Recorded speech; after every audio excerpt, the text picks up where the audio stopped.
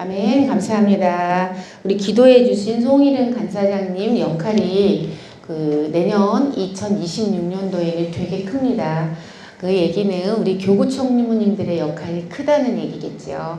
우리 교구 교역자님들의 바빠서 미처 돌보지 못하는 성도님들 케어와 이런 것들이 내년도 1월 달에 이제 지금 12월부터 지금 시행돼야 되는 게 맞는 것 같아요. 돌아보는 사역들이 우리 송일은 교구 총무 간사장님과 함께 하시고 우리 이제 총무 간사님들 그리고 우리 총무님들과 정말 여러분들만 깨어 있어도 교구가 소외된 성도 없이 잘 케어가 될 수 있을 것 같아요. 그래서 내년 사역 방향 아마 우리 교구 총무님들 전달 받으셨나요? 아직 못 받으셨어요? 아직 못 받으셨어요? 오늘 하나요? 송일은 간사장님? 아직 교구 총무님들에게 연락이 안 갔어요. 12월, 1월, 2월 해야 돼서 오늘 사역 이거 하고 나서 하려고? 네, 알겠습니다. 자, 우리가 정책 수련회를 마쳤습니다, 여러분. 그래서 여러분들과 함께 그 정책 수련회 때 담임 목사님께서 내년도 2026년도는 어디에 중점을 두고 사역하시는지를 여러분들이 또 알고 가셔야 목사님과 똑같은 곳을 바라보며 한 방향을 가지고 사역을 해나갈 수 있을 것 같아서 정책 수련회 때 했던 그 브리핑을 잠깐 하면서 이제 2026년도 평신도 사역자분들의 어떤 사역으로 진행될지 목표는 뭐가 될지를 알아야 될 것 같아요. 그래야지만 지금 이제 연말에 이게 마지막 교육이잖아요. 그래서 이 시간에 아셔야 1월, 2월부터 빠르게 이제 우리 교구 교역자님들은 대신방을 바로 들어갈 것이기 때문에 뭐 1월, 2월까지는 정말 숨 쉴 수 없을 정도로 바쁘게 돌아갈 거예요. 그러니까 우리 평신도 사역자님들의 역할이 실은 1, 2월 달에 굉장히 커집니다. 그래서 그 사역에 대해서 나눠보는 그런 시간을 갖도록 하겠습니다.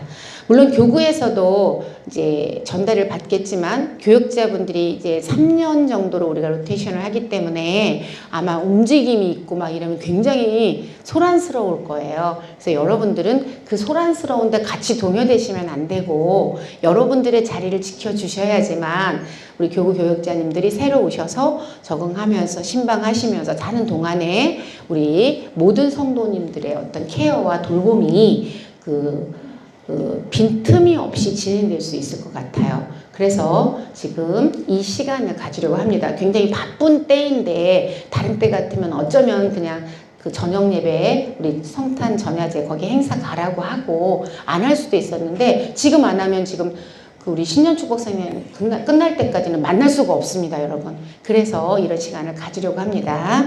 자, 목사님께서 2026년 어떻게 사역할 것인가 우리 교육자 컨퍼런스 때 나누셨던 거 여러분들도 알고 함께 가셔야 목회 방향을 알 수 있기 때문에 나눠보는 시간 갖도록 하겠습니다. 이제 목사님께서 말씀하시기를 한국교회는 앞으로 5년이 너무나 중요하다라고 말씀해 주셨습니다.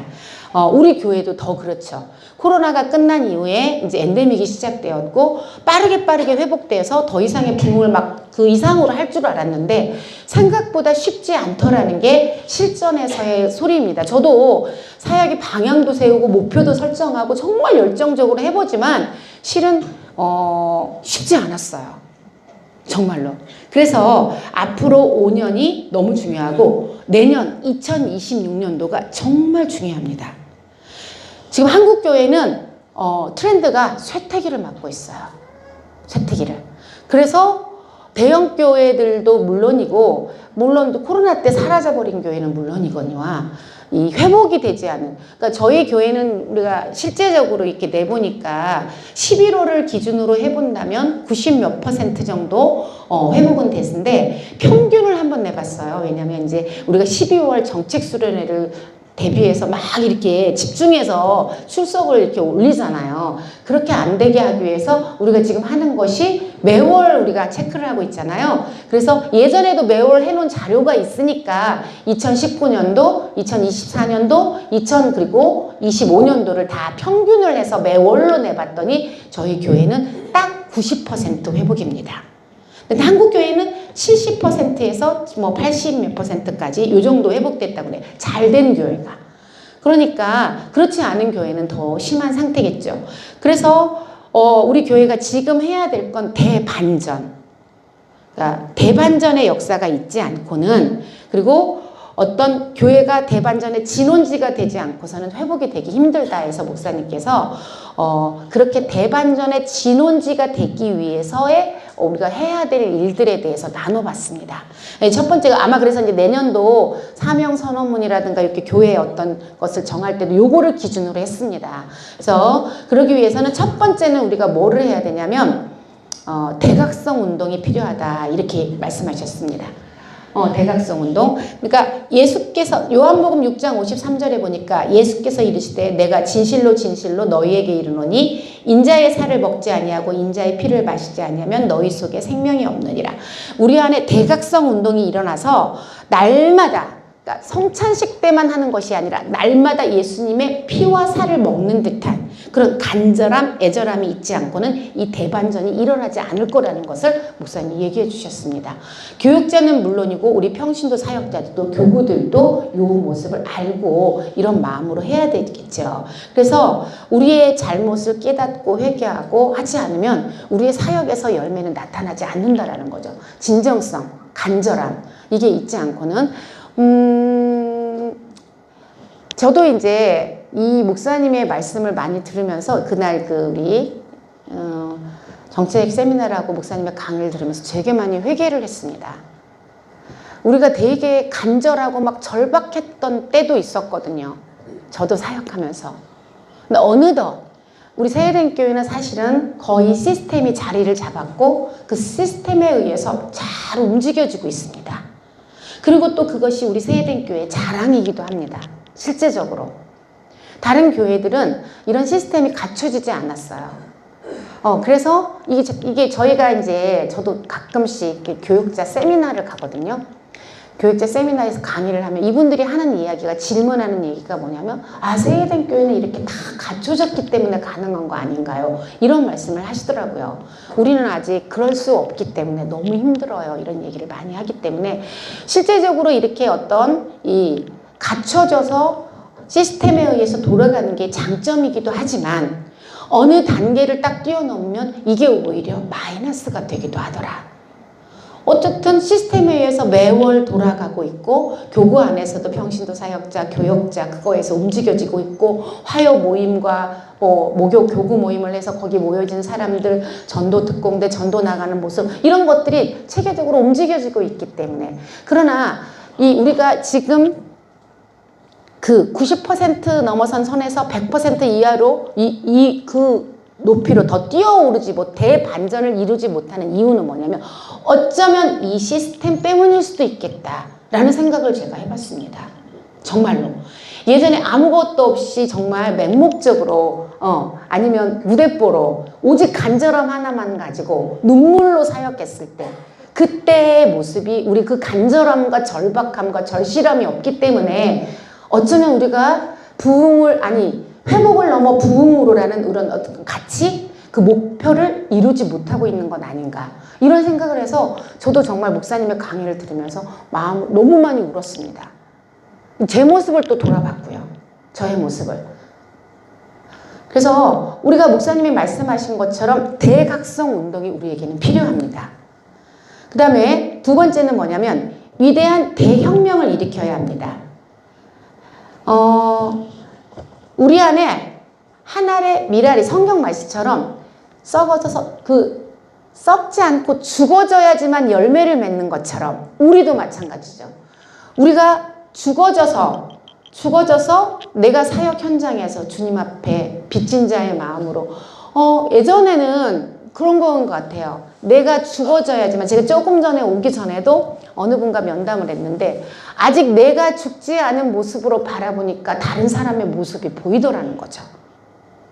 그 다른 사람의 모습을 보기 전에 십자가를 통과된 내 모습을 봐야 내가 자꾸만 죽어지고 또 죽어지고 또 죽어져서 주님 앞에 빚진 자가 되어지고 정말 간절하게 대혁명을 이룰 수 있는데 사실은 내가 죽어지지 못하니까 이유가 있고 다른 산에서 이유를 찾고 원인을 찾게 되더라는 거죠.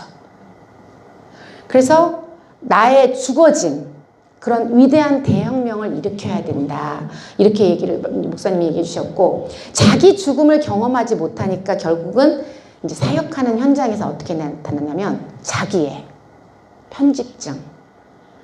내가 드러나고 싶고, 내가 어떤 인정 욕구가 강해져서 인정받고 싶으니까 누가 알아주든 알아주지 않든 내가 죽어짐을 통해서 주님 앞에 미랄처럼 성도들을 섬기고 케어하고 그 간절함으로 눈물을 흘리면서 애절하게 그랬잖아요. 예전에는 밤 11시 넘었는데도 그 총동원 주일이 되었는데 전도를 해야 되는데 전도가 내일 올 사람이 없으니까 제가 그 아파트 베란다 문을 봤더니 주보를 들고 그 아파트 광장에 서서 밤늦게 그 서성이고 계시던 그 어느 전도사님의 모습. 지금도 그 모습이 잊혀지지가 않아요. 요일이 상관이 없이 월요일이 됐든 토요일이 됐든 주일이 됐든 무슨 요일이 상관이 없이 사실은 예전에는 저희는 항상 5분 대기 기조였습니다. 5분 대기죠. 그래서 실제로 저도 여름 휴가여도 집을 못 떠났어요. 약간 무슨 강박처럼 연락이 올까봐. 어느 순간 교회에서 연락이 오면 튀어나가야 되니까. 5분 대기죠. 이게 성도님들의 모습도 그랬습니다. 제가 같이 우리 평신도 사역개발원에서 사역했던 우리 사역자들도 새벽 1시에 제가 교회에서 전화를 해도 집에서 나왔어요. 그들의 마음은 어떤 마음이었는지 저는 생각은 모르겠어요. 그런데도 와서 다시 또 체크를 하고 지금은 시스템으로 돌아가니까 그렇게 준비하지 않아도 착착착착 진행됩니다. 모든 자료가. 그때는 정말 한 명 한 명을 한 영혼 한 영혼 다 연락을 하고 전화를 하고 그때는 그때 같이 사역했던 분들이 여기 지금 우리 전도사님들이 다 되셔서 사역하고 계세요. 그분들이 한 달 동안을 거의 밤을 새다시피 했습니다. 한 달 생활. 그리고 한 사람 한 사람 일일이 전화를 했는데 지금은 매월 이게 시스템이 되니까 매월 체크를 하고 주일마다 다 체크를 하고 있고 뭐 제대로 하지 않는다는 게 아니라 시스템으로 자리 잡아가고 있지만 그렇게 간절하게 전화하면서 그때 통화하면서 또 한 번이라도 더 나오게 하기 위해서 연락했던 거. 어떤 이렇게 이제 성탄주일이 된다 그러면 평화원에 있는 사람들이 그때 우리는 그 TM실이라고 전화 작업하는 그 곳이 있었잖아요. 그때 다 나와서 전화기를 다 돌렸잖아요. 성도들에게. 근데 그때 물론 컴플레인도 많았죠. 전화하지 마세요. 왜 연락하세요? 그렇지만 그런 사람들에 의해서 했더니 정말 성전이 가득가득 찼던 건 사실입니다. 우리는 지금 이유들이 많아요. 이렇게 전화하면 다 싫어해요. 연락하면 싫어해요. 찾아오면 싫어해요. 할 게 없어요. 오라 한 데는 밖에 갈 데가 없는 거가 돼버린 거죠. 지금 현실은. 근데 생각해 보세요. 우리 같이 사역했던 분들 새벽 1시, 2시 막 밤새면서 한 사람 한 사람 체크하면서 한 영혼 한 영혼 숫자 세가면서 그렇게 했던 그 간절함. 누가 알아주든 알아주지 않던. 근데 지금은 우리가 너무 힘들고 우리가 너무 중요하고 내가 얼마나 힘든데. 예전에는 뭐 힘들고 힘들죠. 낮에 내내 양육하고 뭐하고 밤늦게 와서 그 체크하고 또 연락하고 이제 다 하고 갔어. 빠른 사람은 가버리면 다시 연락하면 다시 나와서 체크하고 그랬던 우리 평신도 사역자들. 밤 11시, 12시까지 내일 올 사람이 없으면 집에를 못 들어가고 주보를 들고 서성이던 어떤 교육자들. 전도 총동원에 막 성전을 가득가득 채워야 돼서 막 시끌벅적하고 막 그 교회가 완전 그랬던 그 모습들. 근데 총동원 1, 2, 3차를 해도 그 모습이 사라져버린 그 모습. 시대가 물론 달라졌습니다. 모르는 건 아니에요. 시대가 달라졌고 성도들도 많이 달라졌고 전도하는 현장에서의 모습도 달라진 건 사실이지만 우리의 간절함은 예전 같지 않다라는, 내가 더 죽어져서 대혁명을 이루어내야 되는데 우리가 안주하고 있는 모습들, 그런 모습들이 달라진 모습들이지 않은가. 그래서 우리가 이런 모습으로 좀 사역하고 있는가 아닌가 이런 생각이 들었습니다. 세 번째는 체득을 축적하라 이렇게 말씀해 주셨습니다. 체득은 내 안의 것들이 쌓여야 되는 거죠. 자기 영성 관리, 또 자기 관리. 끊임없이 공부하고 우리 목사님이 끊임없이 그 수없이 많은 책들을 다 읽어내시고 공부하시고 누구보다도 막 최첨단을 다 하는 이유는 끊임없이 그거 노력하는 모습인데 우리의 모습은 예전에 했던 경험을 바탕으로 습관적으로 돌아가는 사역으로 하고 있지는 않은지, 내 안의 것들이 쌓이고 쌓여야지만 사역이 어려운 게 아니라 쉬워질 텐데 옛날 것을 또 캐내고 또 캐내고 또 캐내서 해먹으니까 성도들도 그 소리가 맨날 그 소리고 근데 이게 이제 사실은 우리 교회만의 문제는 아니더라.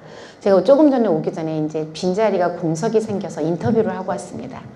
다른 교회에서 사역하시는, 제가 질문을 했는데, 야, 그래도 우리 세례교회 교육자들은 훌륭하더라. 그런 생각을 했습니다. 왜냐하면 끊임없이 목사님으로부터 자극을 받고 도전을 받고 은혜를 받고 하니까 그래도 훌륭하구나. 제가 그런 생각을 하고 왔습니다. 그러니까 이게 모든 한국교회의 문제라는 거죠. 모든 한국교회의 문제. 오늘 또 목사님께서는 그냥 형식적으로 그냥 우리 해왔으니까 그대로 순서대로 진행했을 수도 있는데 성령의 감동이 오니까 오늘 저녁이 성탄 전야고 내일이 성탄절이잖아요. 그래서 요셉과 마리아에 대한 어떤 헌신, 준비된 마음, 사모함 이런 것들을 전달해 주니까 성탄절의 의미가 순종함이, 그리고 우리가 준비돼야 함이 목사님을 통해 전달되는 게 또 다르게 다가오잖아요. 다르게 다가오잖아요. 끊임없이 쌓여 있으니까 목사님은 체득된 것들이 많으니까 이게 나올 수가 있는 거죠. 쌓이고 쌓여서 영성도 쌓이고 자기 개발도 쌓이고, 또 제가 항상 이야기하는데 자기 건강 관리도 하고, 여기가 아파요 저기가 아파요 저기가 아파요 그런 게 아니라 자기 관리를 해서 그것들이 성도들에게 나타날 수 있도록. 평신도 사역자들도 마찬가지입니다. 우리가 우리를 개발해야, 내가 양육교사들도 마찬가지고, 끊임없이 자기 개발을 하지 않으면 뭐 똑같은 소리를 하는 거가 되는 거잖아요. 또 마찬가지로 교구 안에서도 마찬가지고요. 그래서 이 사역이 정말 쉬워지려면 우리 안에 많은 체득을 축적하는 방법밖에 없다. 방법들이 그런 생각을 했죠. 교구에서 우리 성도님들이 신방을 받습니다. 또 우리 성도님들이 순예배를 드립니다. 양육을 합니다. 성도님들의 어떤 애로사항, 문제점을 해결받고 싶어요. 무거운 마음으로. 그래서 털어놨는데 어떤 형식적인 말만 전해준다면 이 사람은 신방을 받았는데도 컬컬하고, 이 사람은 양육을 받았는데도 답을 얻지 못하고 어떤 전환이 되지 않겠죠. 그들을 전환시키려면 내게 그런 많은 영적인 또 어떤 지적인 어떤 모든 것들이 체득이 되어서 축적이 돼야지만 순간순간 거기에 대해서 대처할 수 있습니다. 사실은 사역을 어떤 이상적인 답을 성경 말씀으로만 전달하는 그런, 저는 이게 되게 목사님이 말씀하셨는데 우리가 질문을 했는데 답을 못했어요. 저도 우리 5, 60대 한국 교회의 5, 60대들 4, 50대라고 그랬나? 4, 50대들이 가장 고민하고 있는 문제가 뭘까? 이 교회 안에 그런 질문을 하셨어요. 그래서 저 몰랐어요. 모르겠더라고요. 뭘까요? 우리 성도님들 안 들어가셨으니까 뭘까요? 우리 40대 이윤주 40대 30대 40대죠. 그 윤주 집사님은 뭘 것 같아요?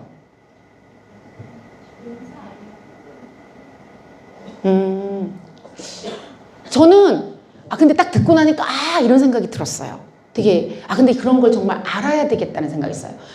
이 4, 50대들이 가장 고민하는 건 뭐냐면, 기억하는지 한번 봐야 되겠다. 우리 황윤미 간사님 들었잖아요. 같이 뭐라고 했어요, 목사님께서? 교회 안에 예배드리고 나서 이후에 나의 일상생활의 모습이 시달의 모습이 이제 전체 일상으로 이어지지 않고, 그죠? 괴리감이 있다 그랬잖아요. 그게 문제래요. 여러분들도 아시면 좋겠어요. 40, 50대들이 내가 교회 가서 말씀을 듣고 이제 은혜를 받고 성경 공부도 하고 다 했어. 그러니까 세상으로 나왔어요. 너무나 괴리감이 있는 거예요. 그러니까 이상을 얘기한 거죠. 왜? 근데 그게 맞는 것 같아요.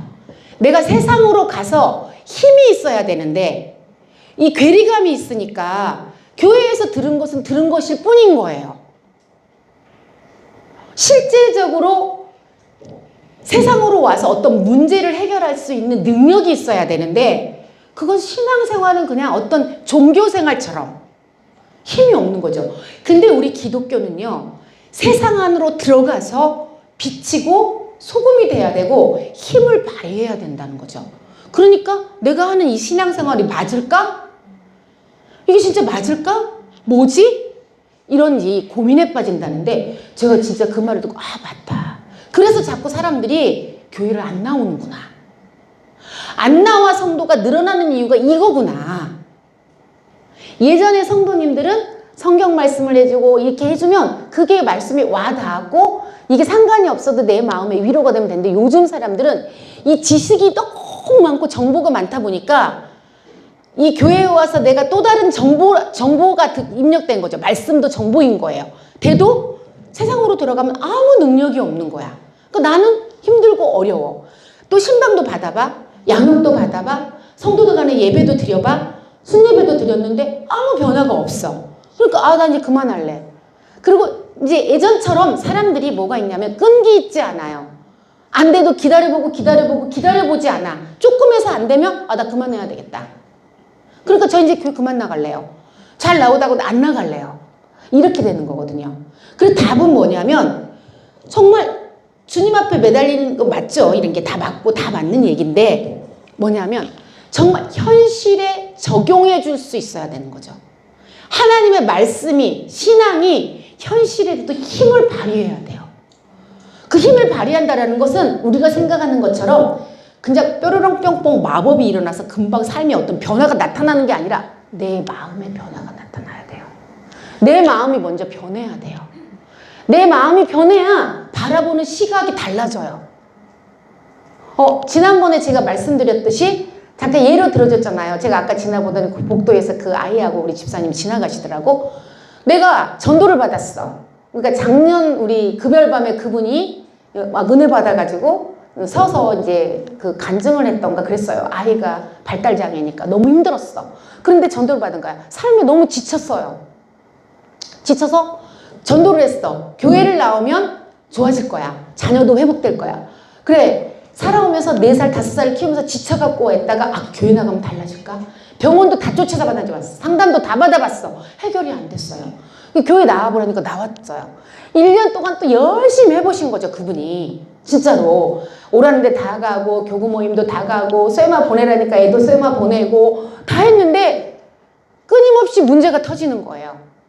힘들어요. 삶이 너무 힘들어. 그러니까 낙심이 돼. 그러니까 세상적인 방법을 찾게 됐다고 그랬잖아요. 어떻게? 그래도 좀 우리 애랑 놀아주는 조카애한테 애 보내고 남편은 지금 경제적으로 어렵다니까 난 나가서 일해보고 이사 가서 해볼까? 이렇게 고민했다고 그랬잖아요. 그런데 우리가 그분에게 막연하게 기도합시다. 기도해. 우리 다 같이 기도하자. 기도하자. 이게 그분에게 답이 될까요? 그러면 이분도 아까 40, 50대가 고민하듯이 현타가 온다니까요. 해봤는데 안 됐는데 1년을 매달려봤는데 안 됐는데 근데 이분의 마음이 전환돼야 되는 거예요. 마음이.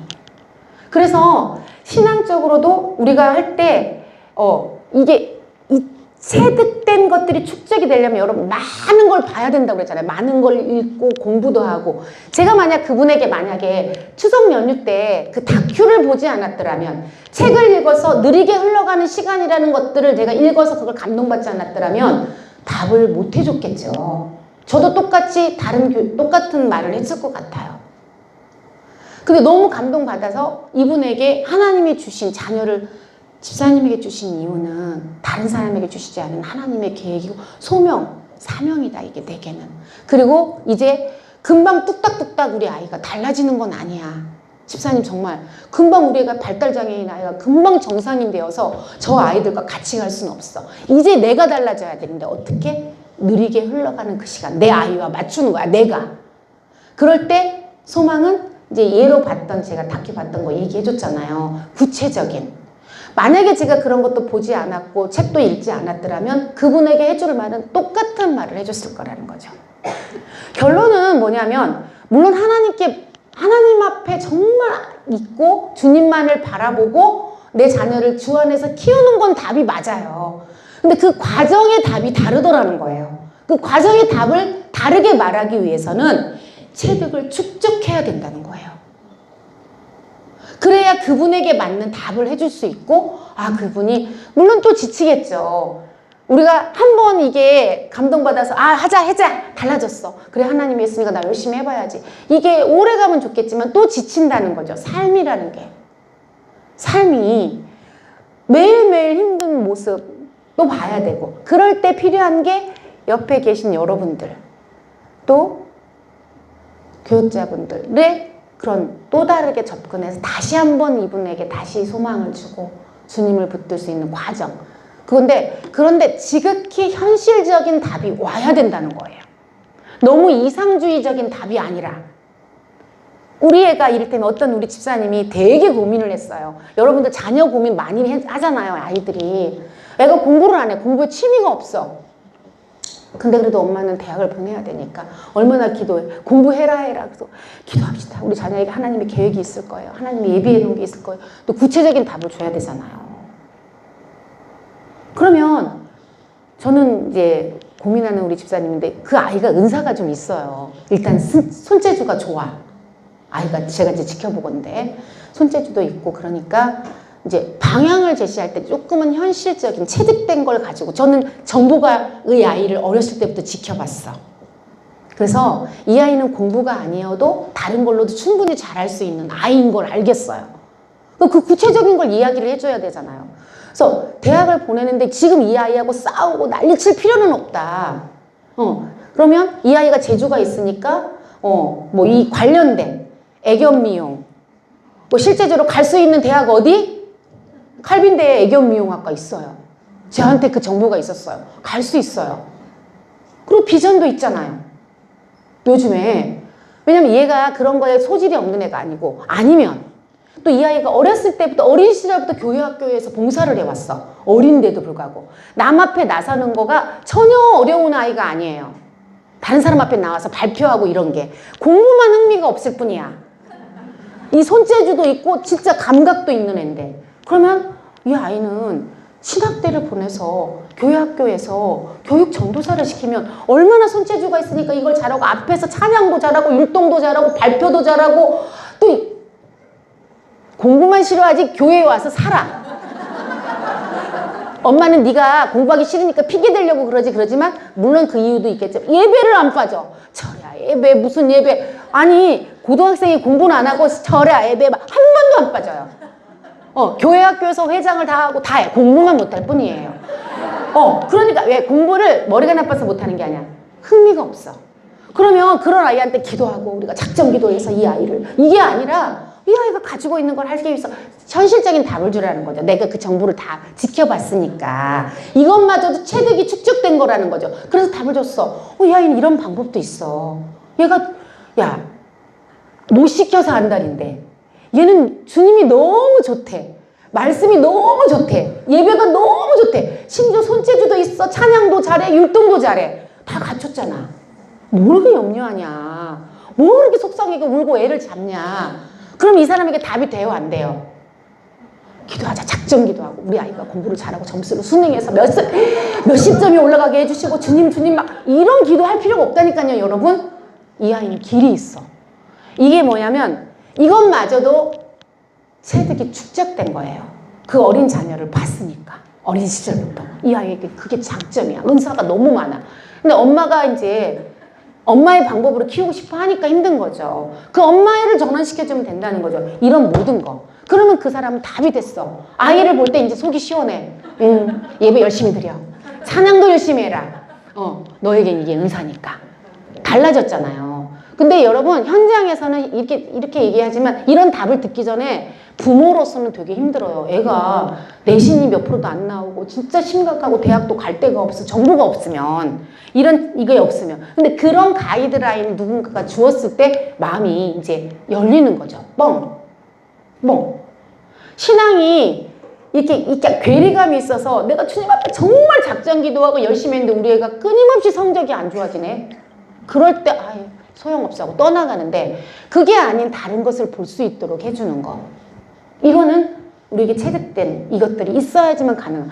이제 얘를 실제적으로 이렇게 들어줬지만 다른 영적인 문제 아니면 그 가정 안의 문제, 인생의 문제들도 다 마찬가지라는 거예요. 다 마찬가지라. 여러분들도 양육을 할 때, 성도를 권면할 때, 신방을 할 때, 전도를 할 때 이런 실제적인 것이 있어야 가능해요. 그래야지만 그 40, 50대들이 그래서 그렇게 괴리감을 느끼고 자꾸만 교회를 안 나오는 거예요. 너무 멀어. 이상이야. 신앙이 이상이 돼버렸다니까요. 신앙이 성경의 말씀이 이상이 돼버렸어요. 그런데 결국은 우리가 이렇게 하는 건 뭐냐면 주님께 맡겼고 하나님 안에서 자녀를 키웠기에 이런 열매가 온 거잖아요. 실제로. 그쵸? 그럼 결국은 하나님으로 연결하는 건 똑같아요. 오히려 더.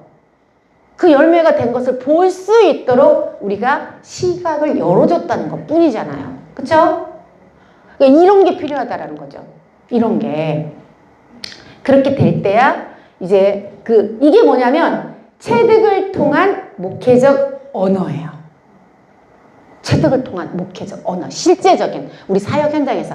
목사님은 큰 틀을 통해서 기본적인 것을 저희에게 강의를 해주지만 저는 실전에 우리 실제적인 걸 지금 알려드리는 거예요. 여러분들에게는 이 실제적인 게 더 필요할 것이기 때문에.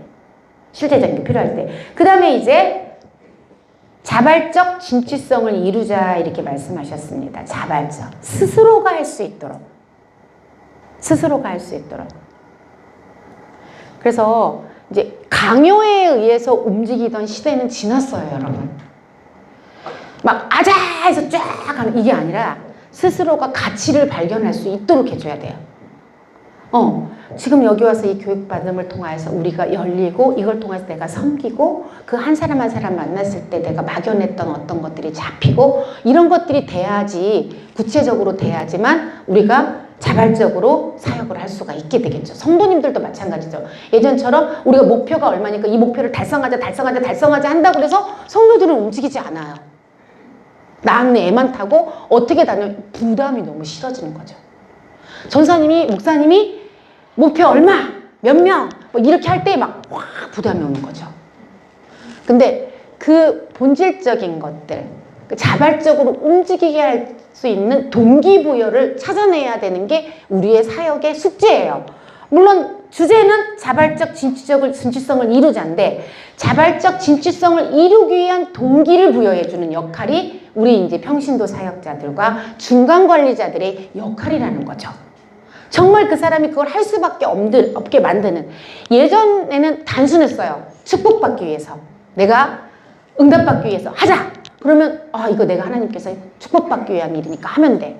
이렇게 생각했단 말이죠. 근데 요즘에는 그런 것마저도 무슨 기복주의 너무 이거 몰아붙이는 거야. 이렇게 생각하기 때문에 어떤 사역을 제시를 할 때는 반드시 자발적으로 움직일 수 있도록 동기부여를 해줘야 되고 그들의 마음이 움직임을 우리가 생각해야 돼요. 목표를 딱 집어 던지거나 하는 게 아니라 우리는 지금 현실이 이래요. 이때 우리가 이걸 이루기 위해서. 우리 새해된 교회는 우리가 지금 끊임없이 코로나 이전으로의 복귀가 아닌 부흥을 이루고자 하는 이유가 있어요. 지금 트렌드는 이래요. 대한민국의 우리나라의 트렌드 세계적이에요. 못 벗어나요. 못 일어나고 있어요. 그런데 우리가 영적 장자교회를 놓고 끊임없이 우리가 기도했어요. 영적으로 우리 세대된 교회가 장자교회가 아니라 영적으로. 그래서 한국교회에 모델링이 되고 샘플링이 되기를 기도했어요. 우리가 아울정보 기도 때 끊임없이 하는 기도가 그런 기도였어요. 여러분. 그래서 어떤 상징성을 갖고 있어요. 세대된 교회는. 세대된 교회가 했다. 세대된 교회 이로서. 왜냐하면 우리 목사님이 가지고 계시는 그 상징적인 의미가 되게 커요. 실제적으로 세대된 교회는 모르지만 소강성 목사님은 다 알아요. 세된 교회가 어디 있는지 모르지만 우리 목사님이 어떤 분이라는 건 어떤 사역을 했는지 성도들이 너무나 많이 알고 계세요.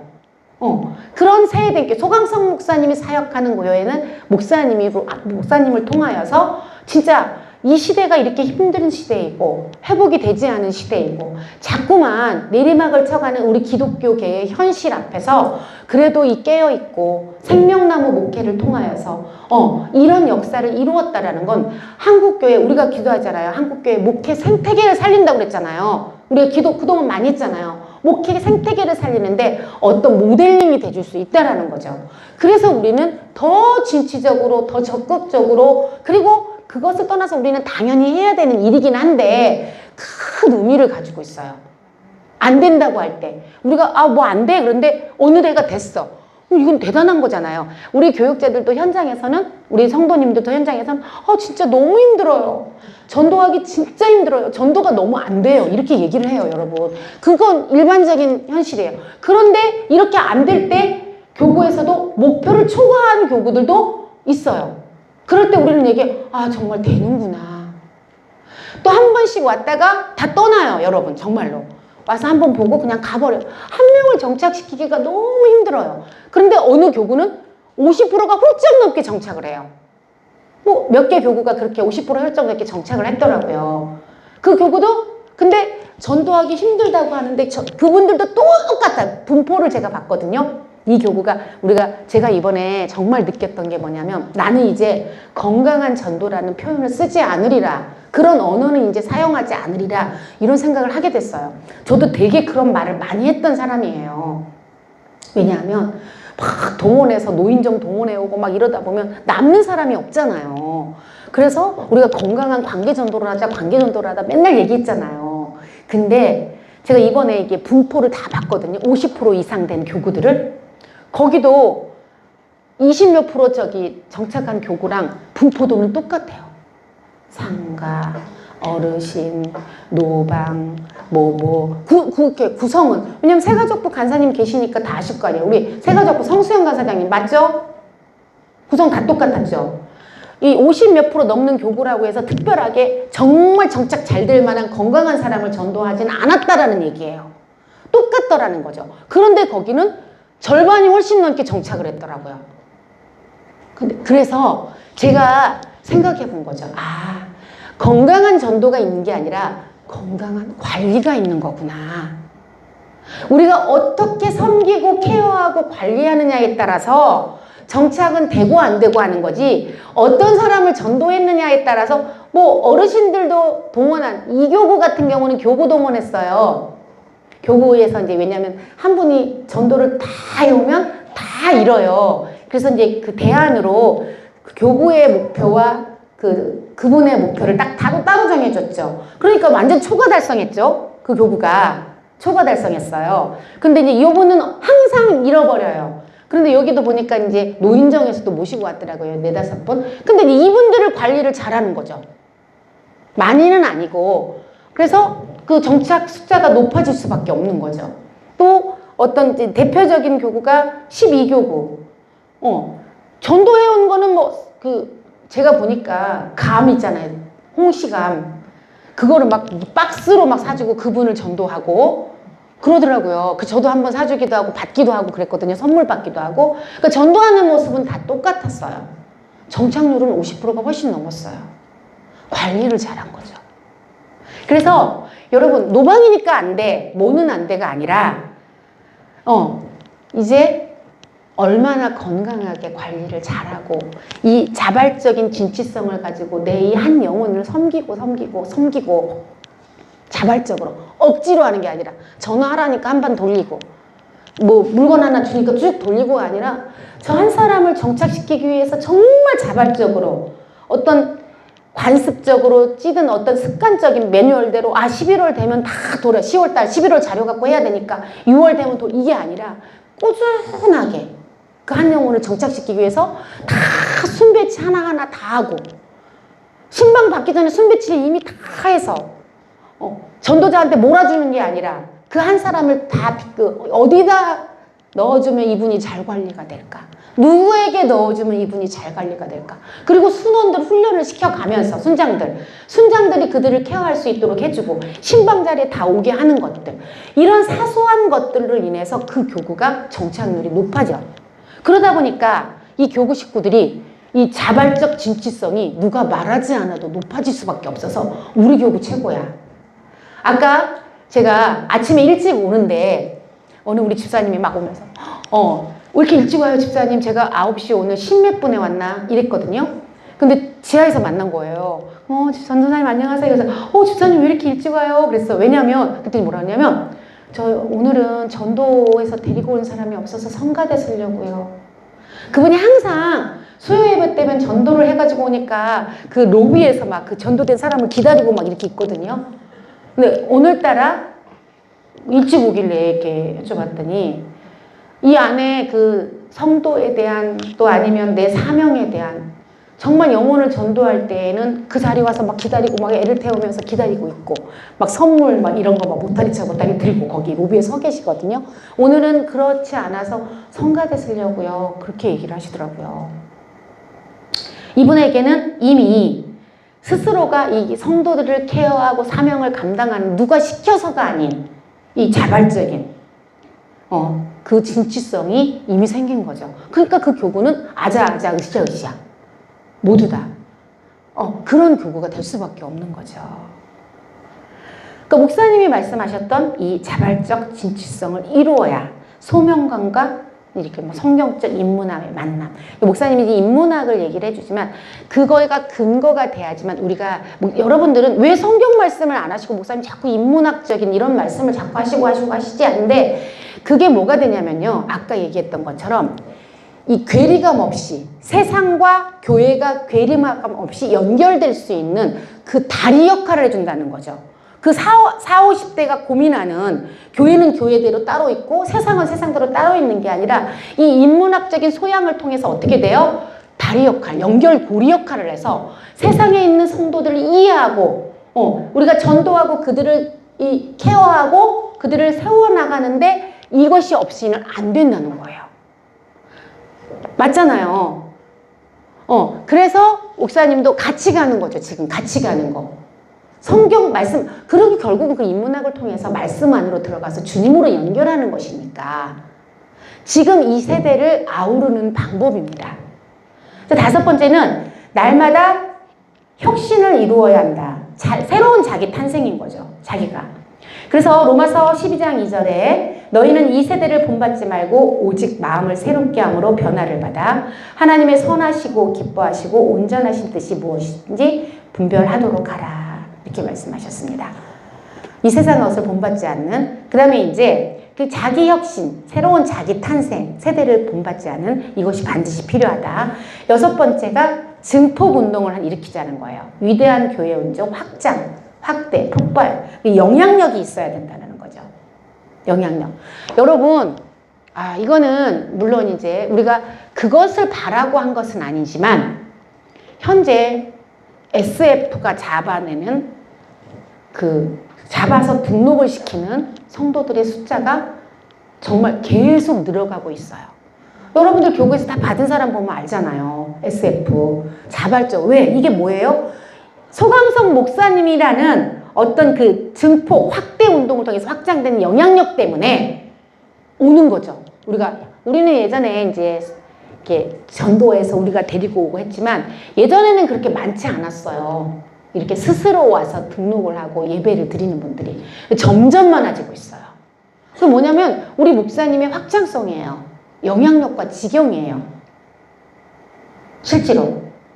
구교구 같은 경우는 물론 그렇게 오신 분들을 정착도 정말 많이 시켰죠. 그런데 구교구 같은 경우는 굉장히 높아요. 교회 근처니까.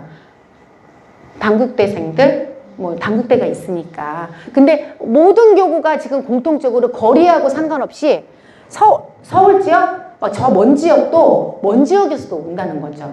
그러니까 목사님은 이미 증폭 운동을 어마어마하게 일으키고 계신다는 거죠. 그런 것처럼 우리도 각자도 우리가 스스로의 증폭 운동을 통해서 확장을 시켜 나가야지만 그 영향력과 지경을 통해서 우리가 뭐 세상에서도 힘을 발휘할 수 있고 사명도 감당할 수 있게 되겠죠. 7번째가 생명의 부흥의 진원지가 되자 이렇게 얘기했어요.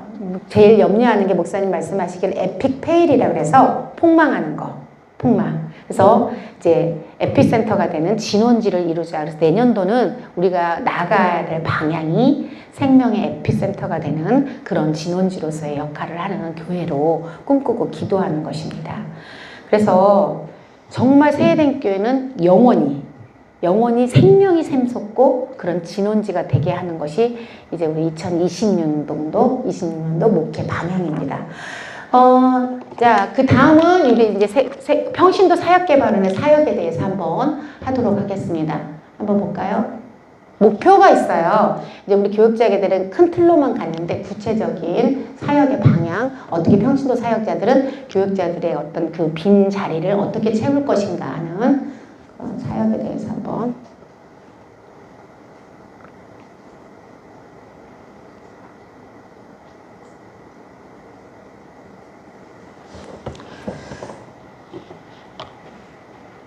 이런 언어들을 조금 아시면 아마 이제 내년도에 목사님께서 에피센터라든가 이런 것들에 대해서 아마 많이 말씀을 하실 거예요. 알고 계시는 것이 언어를 같이 한다라는 것은 같은 그 마음을 품을 수 있는 계기가 되거든요. 그래서 목사님이 사용하시는 언어를 알아둘 필요는 있겠지요. 자, 2026년도 교구 사역 계획입니다. 자, 작년도에 여러분 이제 감사하게 그래도 우리가 2025년도 사역을 평가해 보건데 절반의 성공을 했다라고 생각해요. 왜냐면 전도의 숫자는 많이 줄었습니다. 목표를 이루지는 못했어요. 솔직하게 많이 부족해요. 60 몇 %니까 평균이. 그런데 그럼에도 불구하고 예배의 숫자가 늘었어요. 24년보다.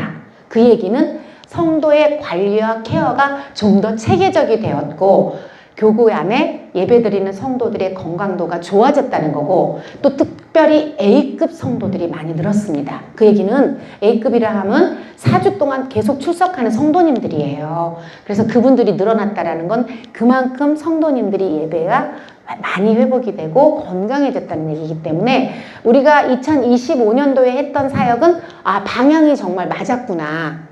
이런 생각이 드는데 이제 어떻게 보완을 할 것인가가 문제겠죠. 전도의 목표도 달성하고 이렇게 더 됐더라면 훨씬 우리가 목표했던 목표 도달점에 도착을 했겠죠. 그러나 그렇지는 못했지만 그럼에도 불구하고 예배의 숫자는 늘었습니다. 그래서 좀 더 구체적으로 사역을 진행해 보려고 합니다. 2019년도 11월 출석 인원 대비 전체 5%가 상승했습니다. 이게 뭐냐면 이제 출석 인원 목표가 5%. 많이 예전에는 우리가 다 목표를 다 계산해 보니까 13% 상승이라고 그랬잖아요. 자, 2025년도에는 우리 목표를 다 이루면 우리가 2019년도보다 코로나가 터지기 전보다 13% 상승해요 했는데 너무 높게 잡지 않고 지금 낮게 잡았습니다. 5%만 상승하는 거를 목표로 합니다. 그래서 이제 2025년도를 해본 성도님들이 아니면 이제 교구에서 어떤 얘기를 하냐면 우리 힘겹게 목표 달성했는데 달성한 교구는 막 더 많이 주면 우리는 너무 지치고 힘들어요. 이런 얘기를 해서 그게 정말 그럴 법도 하다 해서 목표를 달성한 100% 이상인 교구는 오히려 목표를 3%만 줬습니다. 조금만. 이제 이미 목표를 달성했기 때문에 3%. 그 다음에 90% 이상인 교구. 아직 코로나 때까지 달성을 못한 교구는 10%, 그 다음에 80% 이상이면 15%에서 그래야지 그쪽 교구가 이전 코로나 전으로 이게 회복이 되기 때문에 이렇게 정했습니다. 그래서 그렇게 하면 총해서 105%입니다. 그 다음에 A급 성도 인원 대비 3%만 상승을 목표로 잡았습니다. A급 성도는 늘리기가 굉장히 어렵기 때문에 그런데 다행히 지금 올해 2025년도에는 2024년도보다는 훨씬 어떤 교구는 2019년도보다 훨씬 많이 우리 A급 성도가 늘었습니다. 그런 교구는 진짜 건강해진 거예요. 정말 코로나를 거쳤음에도 불구하고 그래서 2019년도 11월 A급 인원 대비 100% 이상인 교구는 5%만 5, 6, 7, 8 이렇게 하면 103% 전체에 이렇게 진행됩니다. 아예 다 달성한 교구는 우리 3%니까 조금만 할까 하지 말고 더 많이 해주면 버겁게 하는 교구들은 어떻게 조금 그게 커버가 될 수 있겠죠. 출석 급별 목표를 이렇게 줍니다. 이제 A, B, C, D가 있는데 우리가 그냥 막 출석만 시키기가 아니라 우리 교구를 분석해 보라고 제가 그래프를 다 드렸습니다. 어느 교구는 A급 성도와 D급 성도만 거의 있는 교구가 있어요. 그럼 여기는 되게 불안한 교구예요. B, C가 없으니까. 그래서 상반기, 하반기 아니면 분기별로 나눠서 이 D급을 C급수로 만드는 목표를 이렇게 단계별로 진행하면 좋을 것 같아요. 또 어떤 교구는 건강한 교구는 A급이 많고 그 다음에 B급이 많아요. 이 교구는 굉장히 안정적인 교구예요. 왜냐하면 한 달에 4번 나오는 성도가 이만큼인데 3번 나오는 성도가 훨씬 또 많이 있기 때문에 그래요. 그러니까 이 그래프가 요렇게 된 교구는 진짜 건강한 교구. 근데 봐보세요. A급 있는데 딱 꺼져서 D급 딱 이렇게 되는 교구는 불완전한 교구니까 요 단계를 해서 요 가운데를 좀 채우는 작업을 하는 게 중요하다 해서 교구별로 요걸 나눠서 그건 교구 자체적으로 그래프를 다 해서 나눠줬어요. 그래서 그걸 가지고 분석해서 우리 교구는 그러면 상반기까지는 우리가 B급이 너무 없으니까 D급에서 C급을 먼저 만들고 B급을 그 다음에 만들어서 이렇게 연결하면 그렇게 하면 점점 건강해지는 거니까 자체 목표를 설정하고 진행하시면 좋을 것 같습니다. 자, 새가족 관리 평가에서 신방과 양 왜냐하면 정착하는데 이 양육이라든가 신방이 굉장히 중요한데 제가 이제 얘기했습니다. 신방도 양육의 과정이다. 이제 교구에서는 신방 나 했으니까 파송해주세요 한들 양육교사가 아무리 연결해도 요즘 사람들은 전화도 안 받아요. 모르는 사람이 전화하면. 양육교사도 찾아간들 귓등으로도 듣지 않아. 연결이 안 될 수밖에 없어요. 근데 예배의 자리에 함께하고 관계 형성을 해줄 때에만 시간을 할애해줘요. 누가 그렇게 매주 시간을 내주겠어요? 아무 관계도 없이. 그래서 신방을 교구 교육자들과 아니면 교구 총무님들, 새가족 총무님들이 이 신방을 잡을 때 양육교사를 이렇게 파송해서 같이 가서 같이 하고 관계 형성을 하고 또 양육 시에도 새가족 총무, 교구 새가족 총무님들이 될 수 있으면 같이 동행하고 관계 형성을 하기를 원해요. 양육교사는 타교구에서 왔기 때문에 빠져나가 버리면 이분을 케어할 길이 없어서 교구에 있는 새가족 총무의 역할이 내년도에 굉장히 커질 거예요. 그래서 올 한 해 이렇게 계속 등록된 사람들이 있다면 새가족 총무님들이 그분들과 모든 관계 형성을 해야 돼요. 그래야지 교육자한테 붙여주고 B 총무한테 붙여주고 A 총무한테 붙여주고 이 역할을 해주거든요. 내 교구 사람이. 그런데 양육교사하고는 실컷 관계 형성이 너무 좋았어요. 매주 나왔어. 그때까지만 해도 양육할 때. 근데 양육교사가 빠져나와 버리니까 양육교사는 그분에게 집착하고 오랫동안 할 수가 없어. 왜냐면 새로운 사람을 계속 양육해야 되는데 이 사람을 내가 그쪽 교구를 관리해 줄 수는 없잖아요. 어떤 양육교사는 막 1년, 2년을 관리해줘요. 그러면 이 양육교사는 다른 새가족을 정착시키는데 힘을 써야 되는데 쓸 수가 없어. 그쪽 교구 그 성도 하나에 매달려서 2년을 관리하고 있는 거예요. 그 교구에서 해야 될 일을. 그러니까 이런 부분을 없게 하기 위해서 우리 양육교사님들이 양육이 끝날 때 반드시 새가족 총무와 신방도 같이 가고 동행할 수 있으면 동행하고 아니면 또 어떻게라도 2-3번은 관계를 맺게 해줘서 새가족 총무님이 이분을 잘 관계할 수 있고 또 그러면 어떻게 되냐면 새가족 총무님 또 순장님 또 전도자 교육자에서 이 네트워크 여러 네트워크 형성이 되니까 뒷문을 막게 되는데 우리가 자꾸만 이게 사라져가는 거죠. 그래서 다시 조직을 탄탄하게 하는 사역으로 진행하려고 합니다. 그래서 새가족 총무의 역량 강화를 하고 교구 내 사주 관리팀. 만약에 새가족 총무가 없는 교구가 있어요, 여러분. 아직도. 그러니까 새가족 관리가 안 될 수밖에 없죠. 이런 교구는 어쨌든 교구 비총무님이 사주 관리를 해야 되기 때문에 비총무님께서 이 역할을 대신 감당합니다. 왜냐하면 그분이 당연히 8주가 지나면 사주 안으로 넘어 들어오니까 마찬가지 사역을 할 수밖에 없는 상황입니다. 누군가는 관계 형성을 해서 이분들을 케어해야 되기 때문에 그래서 촘촘하게 새가족 관리를 통해서 기존 성도 관리를 A 총무들이 촘촘하게 하고 새가족 총무님들이 촘촘하게 해서 정착률을 늘려가고 예배의 숫자를 늘려가기 위한 방법입니다. 그래서 새가족 신방시 양육 권면, 그다음에 양육교사 동행이 원칙입니다. 그래서 그 교육자분들이 양육교사를 그냥 여기 누구누구 양육 파송했어요. 파송해주세요가 아니라 반드시 동행해서 이분과 연결해서 양육이 진행될 수 있도록 돕는 작업까지. 근데 이분들이 시간을 절대 안 내주기 때문에 전화도 안 받아버리고 찾아가도 열어주지도 않고 그냥 상가는 팔아주면 되는데 그것만 갖고는 되지 양육을 안 받으려고 하니까. 그래서 도움이 필요한 상황입니다. 다음요.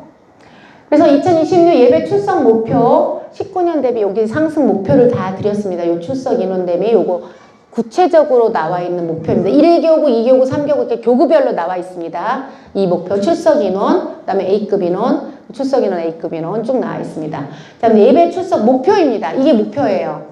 그래서 이 목표를 이루어야 합니다. 그래서 15교구는 출석 인원을 다 해서 해도 96%입니다. 그거 아직 100%가 안 돼도 그냥 우리가 지금 목표 준 걸 달성해도 이렇게 된다라는 거죠.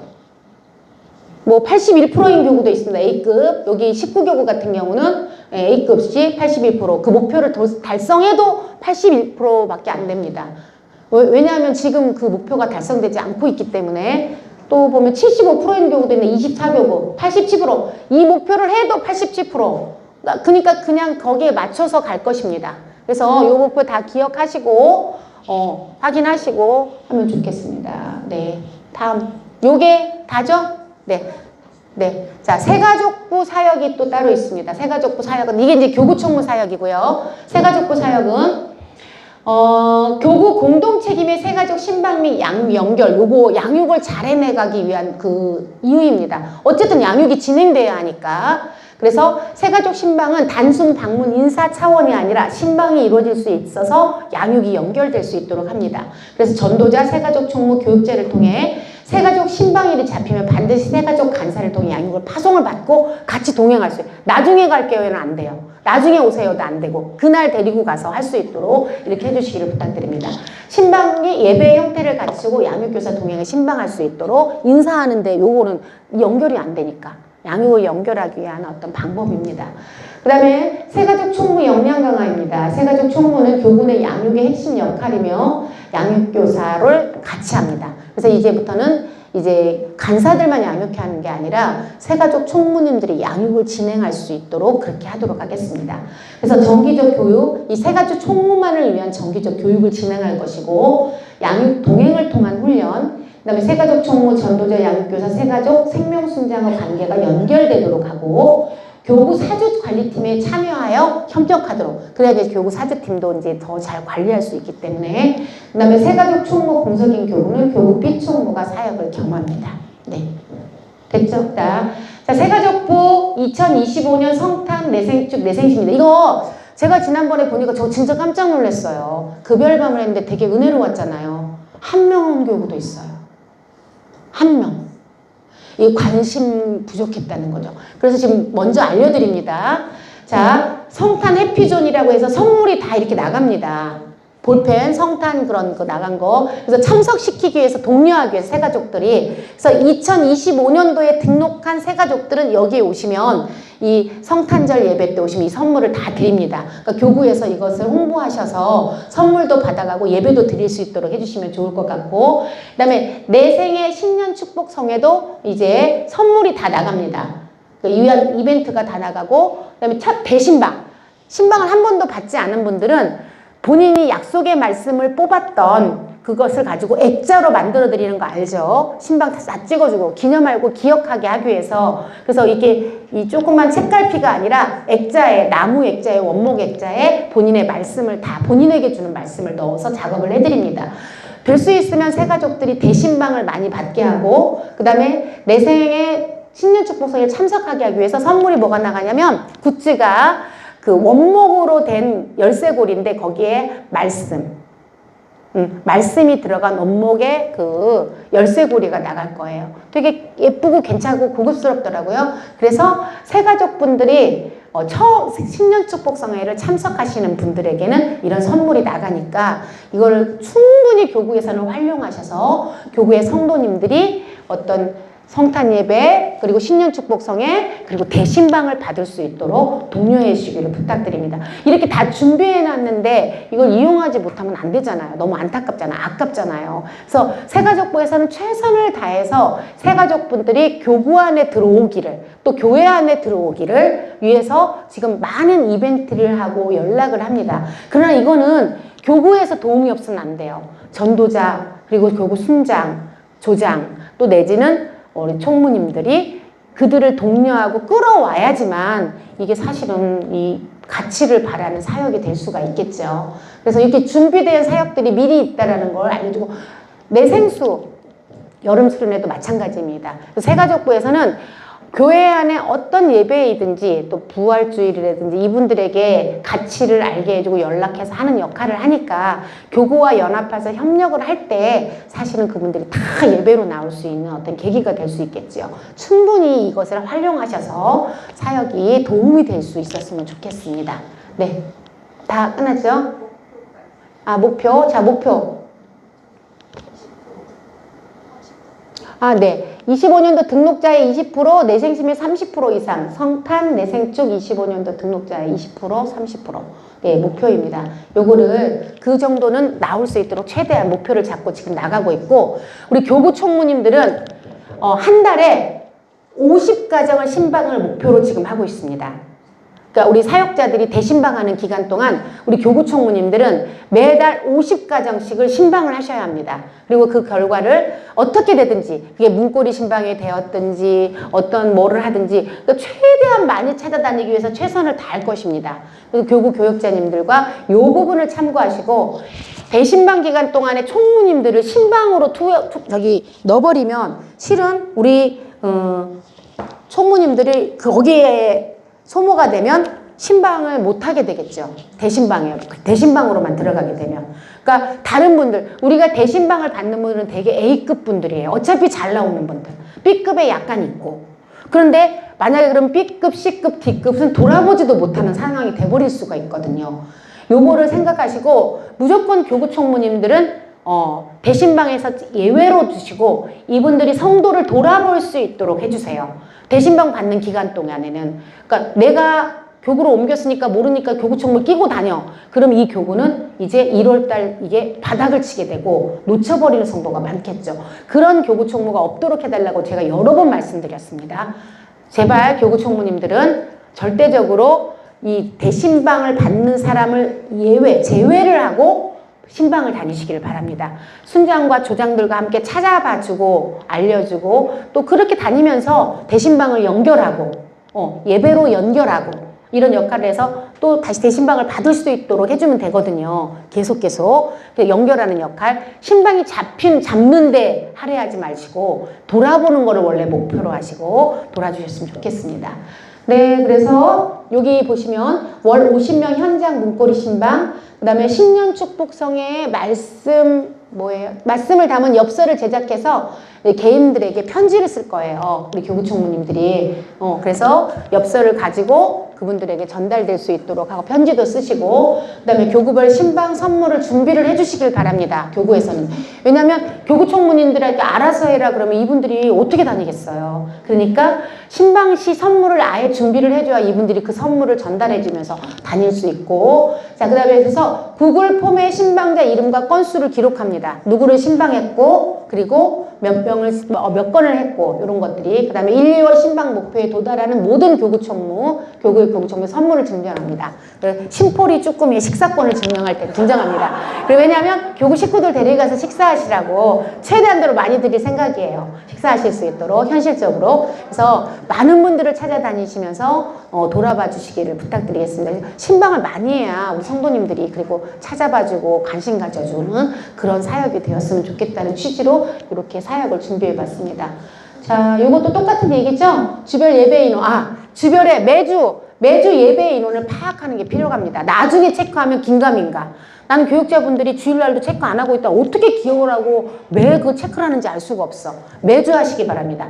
교육자분들도 마찬가지고 이게 교구총무님들도 마찬가지입니다. 그래서 매주 그래야지만 유고 신방을 할 수 있습니다. 결석 신방도 할 수 있고 전화도 해볼 수 있고 왜 이번 주에 안 나왔는지 무슨 일이 있는지 근데 내 눈에 보이고 생각나는 사람만 하는 게 아니라 정말 체계적으로 체크를 하시고 안 나온 성도들을 관리할 수 있도록 그렇게 매주 하시기 바랍니다. 그래서 주별 인원 파악하시고 그 다음에 생명순 보고 시 순특이사항의 순별 예배 인원 이제 예배 형식은 다양하게 하시기 바랍니다. 어떠한 형식을 띠든지 요즘에는 다 카페에서 만나기도 신방을 안 받으려고 하니까 집을 오픈 안 하니까 근데 어떤 방법을 가지든지 그런 만남을 가지고 케어를 하고 섬겨줄 수 있고 하는 사랑해줄 수 있는 그런 사역으로 진행되셨으면 좋겠습니다.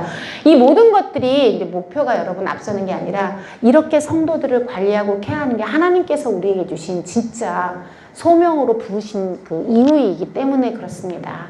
진짜 한 사람 한 사람이 우리도 주님을 몰랐더라면 어떻게 살았을까 이런 마음이 들잖아요.